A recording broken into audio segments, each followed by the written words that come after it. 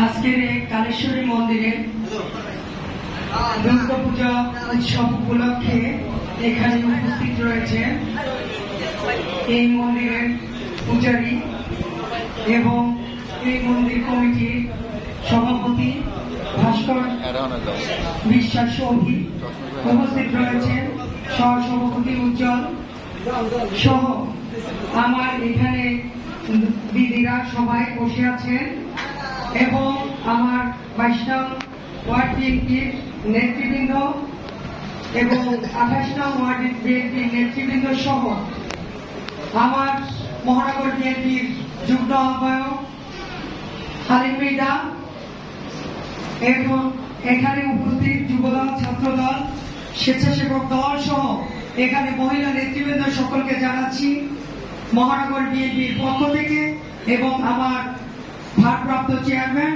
বিএনপির সাংগঠনিক অভিভাবক জনাব তারেক রহমানের পক্ষ থেকে শারদীয় শুভেচ্ছা, অভিনন্দন।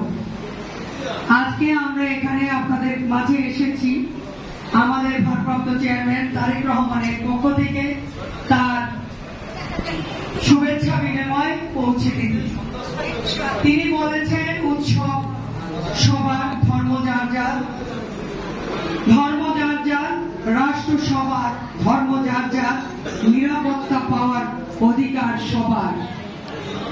তাই আমরা এই বরিশালে আপনাদের সাথে এই আপনাদের সার্বজনীন দুর্গাপূজা, এই দুর্গা উৎসবে আমরা সবাই আপনাদের সাথে একত্রিত হই, কারণ এটা সার্বজনীন, মানে সবার জন্য এই আনন্দ ভাগ নেওয়ার অধিকার রয়েছে।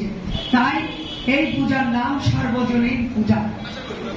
অতএব আমরা চাই আপনাদের সাথে মিলেমিশে একত্রিত হয়ে আমরা আপনাদের এই পূজা উৎসব পালন করি। আমাদের ঈদে, কোরবানিতে আপনারাও আসেন।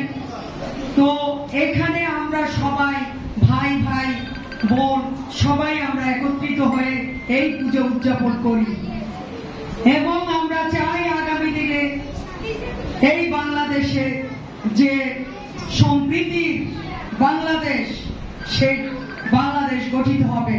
আপনারা জানেন দীর্ঘ 17 বছর এই ফ্যাসিস্ট হাসিনার আমলে আমাদের কোনো আনন্দ উৎসব পালন করাও যায় নাই। আপনারা জানেন আপনাদের অনেক পূজা মণ্ডপেও তারা বিশৃঙ্খলতার সৃষ্টি করেছে, ভেঙে দিয়েছে, এরকম অনেক ঘটনা ঘটেছে। তাই আজকে এই ফ্যাসিস্ট মুক্ত বাংলাদেশে আমরা চাই আগামীর বাংলাদেশ গড়তে, যে বাংলাদেশে আমাদের মধ্যে কোনো ভেদাভেদ থাকবে না, সম্প্রীতির বাংলাদেশ হবে। আমরা সবাই মিলেমিশে একত্রিত হয়ে এরকম আনন্দ উৎসব পালন করব।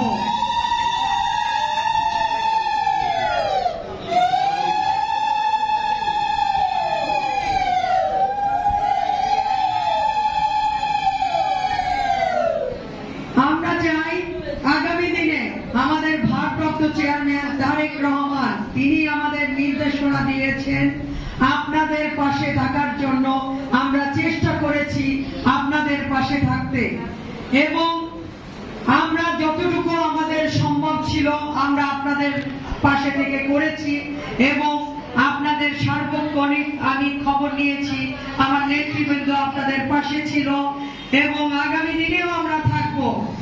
আজকে এই পুজো কমিটির সভাপতি আমাকে একটি কথা বলেছেন, আমি আমার সাধ্য মতো আমরা করব। আপনি ট্রাকের কথা বলেছেন, আমরা আপনাদের জন্য বড় ট্রাকের ব্যবস্থা করব।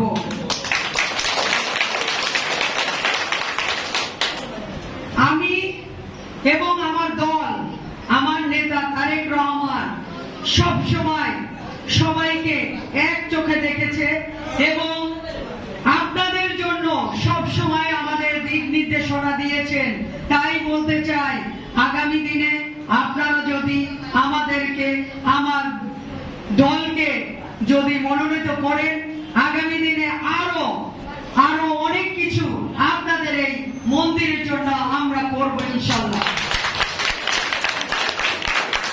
তো সবাইকে আজকে আমাদের মহানগর বিএনপির পক্ষ থেকে এবং তারেক রহমানের পক্ষ থেকে আরো একবার শারদীয় শুভেচ্ছা জানাই এবং আগামী দিনের বাংলাদেশ যেন আমরাই করতে পারি সেই আশাবাদ ব্যক্ত করে আমি আমার বক্তব্য শেষ করছি। বাংলাদেশ জিন্দাবাদ, জাতীয়তাবাদী দল জিন্দাবাদ, শহীদ জিয়া অমর হোক,